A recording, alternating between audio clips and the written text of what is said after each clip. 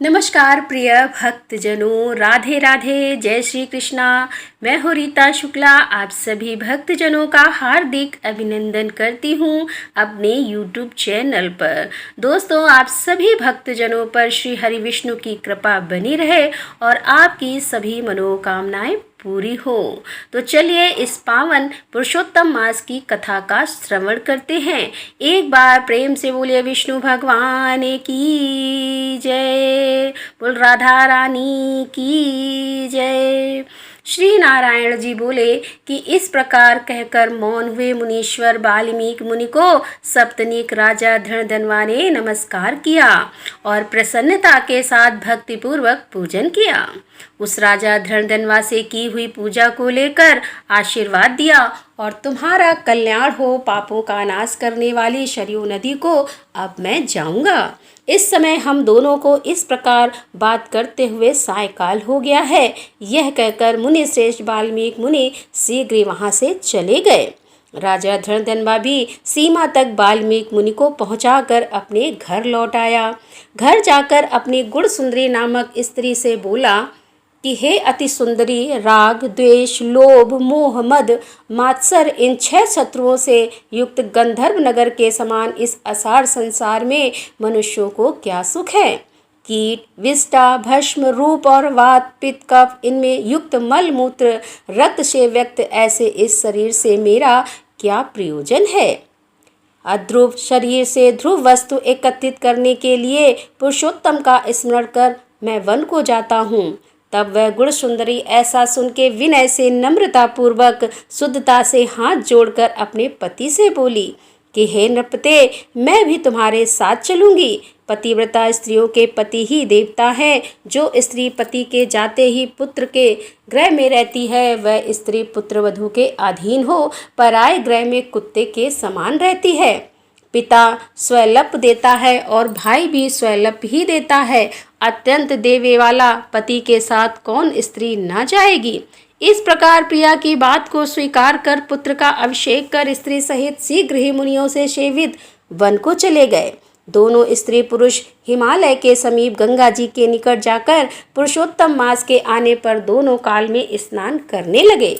हे नारद, वहां पुरुषोत्तम मास को प्राप्त कर विधि से पुरुषोत्तम का स्मरण कर भार्या सहित तपस्या करने लगे और ऊपर हाथ बिना अवलंब पैर के अंगूठे पर स्थिर आकाश में दृष्टि लगाए निराहार होकर राजा श्री कृष्ण का जप करने लगे। इस प्रकार व्रत की विधि में स्थित वे तपोनिधि राजा की पतिव्रता रानी सेवा में तत्पर हुई। इस प्रकार तप करते हुए राजा का पुरुषोत्तम मास संपूर्ण होने पर घंटिमाओं के जल से विभूषित विमान वहां से आया। ऐसे तत्काल आए हुए पुण्यशील और सुशील सेवित विमान को देख स्त्री सहित राजा आश्चर्य युक्त हो विमान में बैठे हुए पुण्यशील और सुशील को नमस्कार किया। पुनः वे स्त्री सहित राजा को विमान में बैठने की आज्ञा दी। स्त्री सहित राजा विमान में बैठ के सुंदर नवीन शरीर धारण कर तत्काल गोलोक को गए। इस प्रकार पुरुषोत्तम मास में तप करके भय रहित लोक को प्राप्त होकर हरि के निकट आनंद करने लगे और पतिव्रता स्त्री भी पुरुषोत्तम में तप करते हुए पति की सेवा कर उसी लोक को प्राप्त हुई। श्री नारायण जी बोले कि हे नारद, मेरी एक जिह्वा है, इस समय इसका क्या वर्णन करूं। इस पृथ्वी पर पुरुषोत्तम के समान कुछ भी नहीं है। सहस्त्र जन्म में तप करने से जो फल प्राप्त होता है, वही फल पुरुषोत्तम के सेवन से पुरुष को प्राप्त हो जाता है।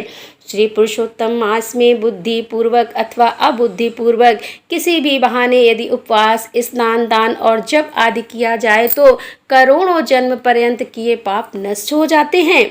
जैसे दुष्ट बंदर ने अबुद्धि पूर्वक 3 रात तक पुरुषोत्तम मास में केवल स्नान कर लिया तो उसके पूर्व जन्म के समस्त कुकर्मों का नाश हो गया और वह बंदर भी दिव्य शरीर धारण कर विमान पर चढ़कर जरा मरण सहित गोलोक को प्राप्त हुआ।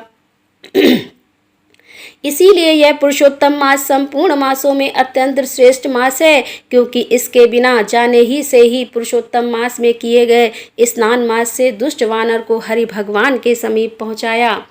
अहो आश्चर्य है कि श्री पुरुषोत्तम मास का सेवन जो नहीं करने वाले हैं वे महामूर्ख हैं, वे धन्य हैं और कृत्य हैं तथा उनका जन्म सफल है। जो पुरुष श्री पुरुषोत्तम मास का विधि के साथ स्नान दान जप हवन उपवास पूर्वक सेवन करते हैं। नारद मुनि बोले कि वेद में समस्त अर्थों का साधन करने वाला मनुष्य शरीर कहाँ गया है, परंतु यह वानर भी व्याज से पुरुषोत्तम मास का सेवन कर साक्षात मुक्त हो गया है। हे तपोनिधे, संपूर्ण प्राणियों के कल्याण के निमित्त मुझसे इस कथा को कहिए। इस वानर ने 3 रात तक स्नान कहाँ पर किया और यह वानर कौन था, आहार क्या करता था, उत्पन्न कहाँ हुआ, कहाँ रहता था और श्री पुरुषोत्तम मास में व्यास से उसको क्या पुण्य मिला, यह सब विस्तार से सुनने की इच्छा करने वाले मेरे से कहिए। आपसे कथामृत श्रवण करते हुए मुझे तृप्ति नहीं होती है। हे श्री नारायण जी बोले कि कोई केरल देश का अत्यंत लालची शहद की मक्खियों के समान धन में प्रेम रखने वाला, सर्वदा धन के संचय करने में तत्पर रहने वाला ब्राह्मण था। उसी कर्म से लोक में करदय नाम से प्रसिद्ध था। उसके पिता ने भी प्रथम उसका नाम चित्र शर्मा रखा था। उस कंदर सुंदर अन्य सुंदर वस्त्र किसी समय उपभोग नहीं किया। उस कुबुद्धि ने अग्नि में आहुति, पितरों का श्राद्ध भी नहीं किया, यश के लिए कुछ नहीं किया और आश्रित वर्ग का पोषण नहीं किया। अन्याय से धन को इकट्ठा कर पृथ्वी में गाड़ दिया। माघ मास में उसने कभी तिल दान नहीं किया, कार्तिक मास में दीप दान और ब्राह्मणों को भोजन नहीं कराया, वैशाख मास में धान्य का दान नहीं किया और व्यतीत पात योग में स्वर्ण का दान नहीं किया, वैद्रत योग में चांदी का दान नहीं किया और ये सब दान कभी सूर्य संक्रांति काल में नहीं दिया। चंद्र ग्रहण सूर्य ग्रहण के समय ना जप किया और ना अग्नि में आहुति दी। सर्वत्र नेत्रों में आंसू भरकर दीन वचन कहा करता था। वर्षा वायु आतप से दुखित दुबला और काले शरीर वाला वह मूर्ख सर्वदा धन के लोभ से पृथ्वी पर घूमा करता था। कोई भी इस मामर को कुछ दे देता, इस तरह बार बार कहता हुआ गौ के 2 हंस समय तक कहीं भी ठहरने से असमर्थ था। लोक के प्राणियों के धिक्कारने से जला हुआ और उद्विग्न मन होकर घूमता था। उसका मित्र कोई वनेचर वाटिका का मालिक था। उस कद्दर ने उस माली से बार बार रोते हुए अपने दुख को कहा, नगर के वासी मेरा नित्य तिरस्कार करते हैं, इसीलिए उस नगर में मैं नहीं रह सकता हूँ। इस प्रकार कहते हुए उस कंदर ब्राह्मण के अत्यंत 3 वचन को सुनकर माली दयाचित्त हो गया। शरण में आए हुए उस दीन ब्राह्मण पर माली ने दया कर कहा कि हे कद्दर, इस समय तुम इसी वाटिका में वास करो। नगरवासियों से तिरस्कृत हुआ वह कंदर उस माली के वचन को सुनकर प्रसन्न होकर उस वाटिका में रहने लगा। नित्य उस माली के पास वास करता और उसकी आज्ञा का पालन करता था। इसीलिए उस कंदर ने माली ने दृढ़ विश्वास किया और उस कंदर में अत्यंत विश्वास होने के कारण माली ने उस कंदर ब्राह्मण को अपने से छोटा बगीचे का मालिक बना दिया। इसके बाद उस माली ने यह निश्चय किया कि कंदर हमारा आदमी है, इसलिए वाटिका की चिंता को छोड़कर राज मंदिर को सेवन किया गया। राजा के यहाँ उस माली को बहुत कार्य रहता था, इसीलिए और पराधीनतावश वाटिका की ओर वह कभी नहीं आया। वह अत्यंत दुर्बल कद्दर उस वाटिका के फलों को आनंद से अच्छी तरह भोजन करता और लोभ बस बचे हुए फलों को बेच देता था। निर्भय पूर्वक उस बगीचे के फलों को बेचकर सब धन स्वयं ले लेता था। जब माली पूछता था तो उसके सामने झूठ बोलता था कि नगर में मैं फिरता फिरता भिक्षा मांगता मांगता और खाता खाता तुम्हारे वन की रक्षा करता हूँ, फिर भी पक्षीगण इस बगीचे के फलों को महीने में आकर खा जाते हैं। देखिए, मैंने कुछ खाते हुए पक्षियों को अच्छी तरह से मार डाला है। यहाँ चारों तरफ उन पक्षियों के मांस और पंख गिरे पड़े हैं। उन मांस के टुकड़ों की ओर पंखों की देखकर उसका अत्यंत विश्वास कर माली चला गया। इस प्रकार अत्यंत जर्जर उस दुष्ट कंदर के वास करते 87 वर्ष व्यतीत हो गए। वह मूढ़ वहाँ ही मर गया और उसको अग्नि और काष्ठ भी नहीं मिला। बिना भोगे पापों का नाश नहीं होता, ऐसा वेद के जानने वाले कहते हैं। इस कारण हाहाकार करता हुआ यमदूतों के मुद्गर के आघात से पीड़ित कष्ट के साथ अत्यंत भयंकर दीर्घ मार्ग को गया। पूर्व में किए हुए कर्मों को स्मरण करता हुआ और प्रलाप करता हुआ तथा बुद्ध अक्षरों में कहता हुआ कि अहो आश्चर्य, मुझ दुष्ट कद्दर के अज्ञान को देखिए।